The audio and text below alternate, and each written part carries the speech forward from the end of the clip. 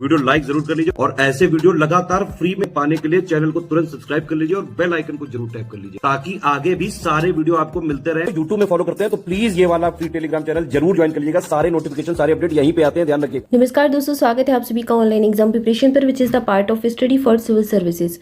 दोस्तों यहाँ पर आज के वीडियो में हम देखेंगे वीडियो री एग्जाम के लिए कंप्यूटर के कुछ इंपॉर्टेंट फैक्ट। कंप्यूटर की सीरीज स्टार्ट की है जिसके 2 पार्ट आ चुके हैं, प्लेलिस्ट बना दी गई है। अगर आप प्रीवियस पार्ट देखना चाहते हैं तो देख लेंगे, आप चैनल पर जाकर प्लेलिस्ट में आपको मिल जाएगा। अच्छा, यहाँ पर अभी तक हमने पढ़ा है कि कंप्यूटर क्या है, कंप्यूटर की परिभाषा देखी थी, उसके बाद हमने कंप्यूटर के कंपोनेंट्स स्टार्ट किए थे जिसमें हमने सीपीयू के बारे में पढ़ा था। सीपीयू देखा, फिर सीपीयू के सारे भाग देखे। सीपीयू में अर्थमेटिक लॉजिक यूनिट होता है, सीपीयू में कंट्रोल यूनिट होता है और फिर मेमोरी यूनिट होता है। तो इन सब के बारे में हमने लास्ट वीडियो में पढ़ लिया है। अब दूसरा कंप्यूटर का भाग होता है मदरबोर्ड। आज इसके बारे में जानेंगे, तो चलिए स्टार्ट करते हैं। एक मदरबोर्ड अनेक डिवाइस और सर्किट से बना हुआ एक प्रकार का बोर्ड है जिसमें विभिन्न प्रकार के डिवाइस आपस में एक दूसरे से जुड़े होते हैं और संचार स्थापित करते हैं, साथ ही अनुमति देते हैं और बाह्य उपकरणों के लिए कनेक्टर का काम प्रदान करते हैं। तो मदरबोर्ड एक प्रकार का जो बोर्ड है, ठीक है, नाम में ही स्पष्ट है बोर्ड है, और इसमें क्या है, कई सारी डिवाइस लगी होती हैं आपस में, और जो बाहर से उपकरण लगते हैं जैसे माउस आदि है, सारा कुछ इसमें कनेक्ट कर दिया जाता है। बाहर से लगने वाले उपकरणों को इसमें कनेक्ट कर दिया जाता है। मदरबोर्ड को मुख्य board, system board, base board, planar board या फिर लॉजिक बोर्ड आदि कहा जाता है। यह समस्त कंप्यूटर सिस्टम जो होता है, कंप्यूटर सिस्टम पूरे कंप्यूटर सिस्टम के लिए कम्युनिकेशन नियंत्रण का काम करता है, संप्रेषण नियंत्रण करता है। ये मदरबोर्ड किसी भी कंप्यूटर का सर्किट बोर्ड होता है, ठीक है। तो क्योंकि जब सारे कनेक्शन लगे हुए हैं तो क्या काम करेगा सर्किट बोर्ड का। इसमें धातु के द्वारा निर्मित महीन धागों की समान संरचनाएं होती हैं जिन्हें बस कहा जाता है। तो जो धागों की संरचनाएं होती है ना, धातु के तारों से निर्मित रहती हैं, उनको बस कहा जाता है। और बस के द्वारा विभिन्न संकेत या सूचनाओं का आदान प्रदान विद्युत प्रवाह के रूप में होता है, ठीक है। बस के भी प्रकार होते हैं कि किस तरीके से लगाया जाता है, किस तरीके से इसको लगाया गया, और उसी हिसाब से इसका कम्युनिकेशन होता है। ये क्या करते हैं, विभिन्न संकेतों और सूचनाओं के आदान प्रदान विद्युत प्रवाह के रूप में करते हैं और उसी से कंप्यूटर में कम्युनिकेशन होता है या फिर कहें सारी चीज़ें चलती हैं। यह कंप्यूटर की बुनियाद है। कंप्यूटर में प्रोसेसर विभिन्न प्रकार के कई मदरबोर्ड पर स्थापित किए जाते हैं। यह कंप्यूटर का मुख्य पटल होता है। कंट्रोल बस कंप्यूटर के एक घटक से दूसरे घटक तक विभिन्न कमांड और कंट्रोल सिग्नल को प्रसारित करता है, ठीक है। तो ये अभी हमने जाना मदरबोर्ड के बारे में, मदरबोर्ड में क्या होता है, ये सारी चीज़ें हमने देखी। ये कंप्यूटर का मुख्य पटल होता है और कंट्रोल बस कंप्यूटर के एक घटक से दूसरे घटक तक, मतलब एक पार्ट से दूसरे पार्ट तक बहुत सारे जो कमांड है या फिर कंट्रोल सिग्नल है उनको प्रसारित करते हैं। जब आप कंप्यूटर को कोई कमांड देते हैं, ठीक है, कुछ भी आप उसको इनपुट देते हैं, तो वो जो प्रोसेसिंग का काम होता है वो सीपीयू करता है, लेकिन उसके लिए उस तक कम्युनिकेशन पहुंचाने का काम ये करता है। इसके बाद सिस्टम बस सीपीयू तथा मदरबोर्ड पर लगे दूसरे पुर्जों को जोड़ता है, जो सिस्टम बस होता है। अब यहाँ पर बसेस के बारे में बताए गए हैं, जो बस यहाँ पर इसमें लगे होते हैं मदरबोर्ड में, तो उसके कई सारे टाइप होते हैं। कंट्रोल बस होता है, कंट्रोल बस क्या करता है, ये करता है विभिन्न कमांड और कंट्रोल सिग्नल को प्रसारित करेगा। फिर एक होता है सिस्टम बस। सिस्टम बस क्या करता है, सीपीयू और मदरबोर्ड पर लगे एक दूसरे पुर्जों को जोड़ता है, उनके बीच डेटा और संकेत का आदान प्रदान करेगा। सिस्टम बस जो है 3 भागों डेटा बस, एड्रेस और कंट्रोल बस में बटा होता है। तो ये 3 भाग जो है ये सिस्टम बस के होते हैं। ये तीनों भाग सिस्टम बस के होते हैं, डेटा बस, ठीक है, डेटा बस और एड्रेस बस और कंट्रोल बस, ये तीनों ही भाग सिस्टम बस के हैं। और ये क्या करेंगे, सीपीयू और मदरबोर्ड के जो पुर्जे हैं इन दोनों को आपस में जोड़ेंगे, कम्युनिकेशन वगैरह जो होगा डेटा और संकेतों का आदान प्रदान करेंगे। इसके बाद कंप्यूटर पोर्ट का इस्तेमाल किसी भी यंत्र को कंप्यूटर के साथ जोड़ने के लिए किया जाता है। ये एग्जाम में पूछा गया प्रश्न है कि किसका इस्तेमाल कंप्यूटर में जोड़ने के लिए किया जाता है, तो पोर्ट का इस्तेमाल किया जाता है। कंप्यूटर पोर्ट 2 प्रकार के इस्तेमाल में लाए जाते हैं। पहला इंटरनल पोर्ट, जिसमें कंप्यूटर के अंदर के यंत्रों को जोड़ा जाता है, जैसे हार्ड डिस्क, ड्राइव, ये सारी चीज़ें। दूसरा है एक्सटर्नल पोर्ट, इसमें बाहरी यंत्रों को कंप्यूटर के साथ जोड़ा जाता है, जैसे कि मॉडेम, प्रिंटर, स्कैनर, यूएसबी इत्यादि। तो जैसे आपने यूएसबी पोर्ट देखी होगी, आपके मोबाइल के चार्जर में लगी होती है यूएसबी पोर्ट, ऐसे ही कंप्यूटर में भी लगी होती है, जिससे आप कई सारी चीज़ें कनेक्ट कर पाते हैं। इसके बाद अगला दिया गया, कंप्यूटर मदरबोर्ड में लगे स्लॉट के माध्यम से कंप्यूटर प्रणाली का विस्तार करते हैं। एक्सपेंशन स्लॉट के माध्यम से हम अन्य उपकरण को कंप्यूटर से भविष्य में जोड़ सकते हैं। सिस्टम यूनिट एक कंटेनर है जिसमें इलेक्ट्रॉनिक कंपोनेंट्स रखे रहते हैं। पीसी द्वारा किए जाने वाले सारे कार्य सिस्टम यूनिट से नियंत्रित होते हैं। कंप्यूटर जो काम करता है, पीसी यानी पर्सनल कंप्यूटर जो काम करता है, वो सारे कार्य सिस्टम यूनिट से कंट्रोल होते हैं। इसके पीछे के भाग से बोर्ड, मॉनिटर, माउस, ये सारी जो है पीछे के भाग से ही यहाँ पर लगे होते हैं। इसके बाद प्रिंटर आदि, जो ये सारी जो चीज़ें हैं ये तारों से जुड़ी रहती हैं। सबका कनेक्शन रहता है ना, डोरियों से अलग अलग, जो प्रिंटर अगर है तो उसका कनेक्शन कर देंगे, ठीक है। कीबोर्ड में भी तार होता है, कीबोर्ड भी अलग से लगाया जाता है, माउस भी अलग से लगाया जाता है, तो सबको कहीं ना कहीं कनेक्ट करेंगे तो सारी चीज़ें यहीं पर कनेक्ट होती हैं। Hard disk, CD drive, floppy इत्यादि इसके अंदर जुड़े रहते हैं, जिन्हें सॉफ्टवेयर के द्वारा नियंत्रित किया जाता है। कंप्यूटर में स्वयं के सोचने, समझने, निर्णय लेने की क्षमता नहीं है। क्यों? क्योंकि एक मशीन है, ये केवल जो निर्देश दिए जाते हैं उन पर ही काम करेगा, जो आप इसको इंस्ट्रक्शन देंगे उसके आधार पर ही काम करेगा। अगर आप इसे जोड़ने को कहेंगे तो ये जोड़कर ही देगा, घटाकर नहीं देगा। अगर आप इसे घटाने को कहेंगे तो ये घटाकर ही देगा, जोड़कर नहीं देगा। मल्टीप्लाई का आप इसको इंस्ट्रक्शन देंगे तो ये मल्टीप्लाई करके दे देगा। तो जैसे आप इसको इंस्ट्रक्शन देंगे उसके अकॉर्डिंग काम करेगा। Computing, processing, output, printing computer के कार्य हैं, ठीक है। इसके बाद कंप्यूटर के 4 इंपॉर्टेंट कार्य दिए गए हैं। डेटा को एकत्र करना, आंकड़ों और सूचनाओं को प्रोसेस करना, आंकड़ों और सूचनाओं को स्टोर करना और फिर डेटा का निर्गमन करना, यानी कि डेटा का आउटपुट देना। कंप्यूटर आंकड़ों और सूचनाओं का विश्लेषण नहीं करता। जो आप सूचनाएं, आंकड़े देंगे उसको प्रोसेस करके रिजल्ट तो देगा पर विश्लेषण नहीं करेगा, एनालाइज नहीं करेगा।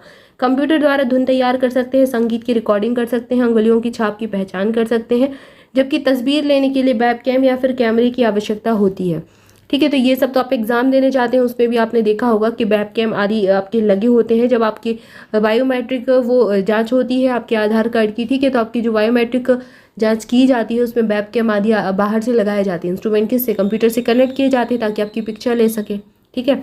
कंप्यूटर को कृत्रिम बुद्धि की संज्ञा दी गई है क्योंकि कंप्यूटर केवल पूर्व निर्धारित निर्देशों के अनुसार ही काम करता है, अतः कंप्यूटर के अंदर समझने की क्षमता नहीं होती। तो ये सारी चीज़ें कंप्यूटर के बारे में दी गई। हालांकि अब तो टेक्नोलॉजी और ज़्यादा बढ़ गई है, AI आ गया, आर्टिफिशियल इंटेलिजेंस भी आ चुका है, ठीक है। लेकिन यहाँ पर सिर्फ हम कंप्यूटर मशीन की बात कर रहे हैं, उसके जो भी क्वालिटीज़ हैं, उसकी जो भी चीज़ें हैं उनके बारे में डिस्कस कर रहे हैं। अब यहाँ पर कंप्यूटर में डाटा किसी इनपुट डिवाइस में प्राप्त होता है, जिसमें इनपुट डिवाइस में क्या दिया गया है? Keyboard, mouse, scanner, disk. काफ़ी सारी इनपुट डिवाइस होती हैं जिनको एक लिस्ट के फॉर्म में सारा देख लेंगे ताकि आप ये गलत ना करें। एग्जाम में ये प्रश्न पूछते हैं इनपुट डिवाइस कौन सी नहीं है, कौन सी है, तो इसको डिस्कस कर लेंगे। डाटा को प्राथमिक मेमोरी में लाकर प्रोसेसर द्वारा मैनिपुलेट और प्रोसेस किया जाता है, ठीक है। आप जो डेटा देते हैं, सबसे पहले आपने एक कंप्यूटर को कुछ इंस्ट्रक्शन दिए, वो डेटा कहलाता है, ठीक है। डेटा जब जाएगा कंप्यूटर के अंदर तो उसके लिए प्रोसेसिंग होती है, ठीक है। प्रोसेसिंग के लिए जब डेटा को प्रोसेस करना है तो सबसे पहले डेटा प्राइमरी मेमोरी में जाएगा, कंप्यूटर की प्राइमरी मेमोरी में जाएगा मैनिपुलेट और प्रोसेस होने के लिए। कंप्यूटर में सभी प्रकार की गणना, चाहे लॉजिकल हो, मैथमेटिकल हो, CPU के ALU में ही होती है, अर्थमेटिक लॉजिक यूनिट में ही सारी गणनाएं होंगी। ALU में उत्पन्न परिणामों को प्राथमिक मेमोरी से ट्रांसफर कर दिया जाता है। ALU में जो भी आपको रिजल्ट दिए जाएंगे उसको फिर प्राइमरी मेमोरी में ट्रांसफर कर दिया जाएगा। प्रोसेसिंग जब हो जाएगी तो प्राइमरी मेमोरी में जो डेटा रहेगा उसको आउटपुट डिवाइस में भेज दिया जाएगा, ठीक है। तो फिर वो डेटा आपको देखने को मिलता है। तो ये सारे प्रोसेसिंग के ही पार्ट है, प्रोसेसिंग में ही चीज़ें एक जगह से दूसरी जगह जाती रहती हैं। कंप्यूटर में विशाल मात्रा में डेटा स्टोर किया जा सकता है। कंप्यूटर का प्रयोग शैक्षणिक संस्थानों, कार्यालय में, घर में, दुकान में, बैंक में बहुतायत रूप से किया जाता है। हर जगह ही कंप्यूटर का यूज़ होता है क्योंकि इसके प्रयोग से कार्य आसान हो जाते हैं और समय की बचत भी होती है। तो ये सब कंप्यूटर के लाभ हो गए। कंप्यूटर वह युक्ति है जो संचालित रूप से विविध प्रकार के आंकड़ों को संसाधित और संचेत करती है। कंप्यूटर की शक्ति इस बात पर निर्भर है कि वह किसी समस्या का समाधान अपनी स्मृति के अनुसार कितना शुद्ध और कितनी तीव्रता से देता है, ठीक है। तो ये सारी चीज़ें इसकी क्वालिटीज़ ही हो गई। अब इसके बाद है वर्सेटैलिटी। बहुकौशल कंप्यूटर के लचीले व्यवहार को दर्शाता है, एक साथ कई सारे काम कर सकते हैं। और एक्यूरेसी भी होती है, विश्वसनीयता, जो है सटीकता, विश्वसनीयता, अविराम मतलब कई घंटे लगातार काम कर सकता है, ठीक है। ये सब कंप्यूटर की विशेषताएं हो गई। इसके बाद आगे दिया गया है अबेकस। अबेकस के बारे में दिया गया है, तो ये संसार का पहला गणना यंत्र है, पहला कैलकुलेटिव इंस्ट्रूमेंट क्या था? अबेकस था। इसका प्रयोग आंक की गणना के लिए किया जाता था। इसका आविष्कार हुआ था चीन में, ठीक है। कंप्यूटर शब्द की बात करें तो ये लैटिन भाषा का शब्द है जो कि कंप्यूटर से व्युत्पन्न हुआ है। इसका अर्थ होता था गणना करना या फिर कुछ जोड़ना। तो कंप्यूटर लैटिन भाषा के कंप्यूट शब्द से मिलकर बना है, ठीक है। कंप्यूट से बना है कंप्यूटर, जिसका अर्थ होता था गणना करना या फिर कुछ जोड़ना। तो यहाँ तक हमने कंप्यूटर के पार्ट्स के बारे में देखा। अब यहाँ पर आगे आपको कंप्यूटर का इतिहास दिया गया है, कंप्यूटर के बारे में कैसे खोज हुई, क्या इसमें सारी चीज़ें थी। तो यहाँ पर इलेक्ट्रॉनिक कंप्यूटर का आविष्कार सबसे पहले एलन एम ट्यूरिंग ने किया था, जबकि मार्कोनी ने रेडियो का आविष्कार किया था। अलेक्जेंडर ग्राहम बेल ने टेलीफोन का और एमिली वर्लिनर ने माइक्रोफोन का आविष्कार किया था। अब यहाँ पर एक लाइन को आपको 4 पॉइंट में लिख लेना है कि सबसे पहले इलेक्ट्रॉनिक कंप्यूटर का आविष्कार किसने किया, उसके सामने लिख लें ट्यूरिंग ने किया था। फिर लिख लें रेडियो रेडियो का आविष्कार किसने किया? मार्कोनी ने किया। फिर लिख लें टेलीफोन, टेलीफोन का आविष्कार ग्राहम बेल ने किया। उसके बाद आप 4th नंबर पर पॉइंट लिख लें माइक्रोफोन। तो माइक्रोफोन का जो है, माइक्रोफोन जो होता है उसका आविष्कार वर्लेनर ने किया था, एमिली वर्लेनर ने। ठीक है, तो यहाँ पर कुछ आविष्कार हो गए। इसके बाद बात करते हैं चार्ल्स बेबेज की, जिन्हें कंप्यूटर का पितामह कहा जाता है। ब्रिटिश गणितज्ञ थे चार्ल्स बेबेज। 1822 में डिफरेंस इंजन का आविष्कार किया, जो भाप से चलता था, गणनाएं कर सकता था।